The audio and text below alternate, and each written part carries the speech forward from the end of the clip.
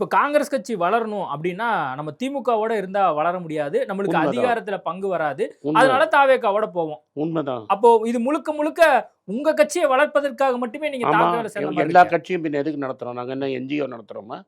அதுக்கு நாங்க ட்ரஸ்ட் நடத்திட்டு போவேன்ல. நான் என் பொலிட்டிக்கல் கட்சி நடத்துறது டெஃபினட்டா நாங்க வந்து அ இத அதிகாரம் புடிக்கணும், எலக்ஷன் நிக்கணும். என் தொண்டனும் எலக்ஷன் நிக்கணும். என் தொண்டனும் வார்டு எலக்ஷன் நிக்கணும். என் தொண்டனும் கவுன்சிலர் ஆகணும். அப்படிங்கிற ஆசை எனக்கு இருக்கும். இல்லாட்டா எனக்கு தொண்டன் எப்படி வருவான்ப்பா? காங்கிரஸ் கட்சி தொண்டர்கள் இப்போ எந்த மனநிலையில இருக்காங்க? ரொம்ப சந்தோஷமா இருக்காங்க. நீங்க தான் பார்த்தீங்களே, நான் கட்சியில 11 வருஷமா இருக்கேன். 11 வருஷம் இல்லாத சந்தோஷத்த என் மக்கள் முன்னாடி பார்க்குறேன். மக்கள் டான்ஸ் ஆடி கொண்டாடிட்டு இருக்காங்க. பட்டாசு வெடிக்கிறாங்க. இதுக்கு என்ன இதுதான் தொண்டரோட மனநிலை.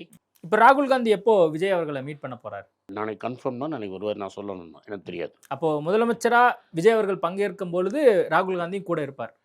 மானசீகமா டெஃபினட்டா இருப்பாரு. டெல்லியில அவரோட பிளான் என்னன்னு தெரியாது. அவருக்கு வந்து இப்ப கேரளால எலக்ஷன் நடந்து முடிஞ்சிருக்குது. அசாம்லயும் எங்களுக்கு சிக்கல் இருக்கு.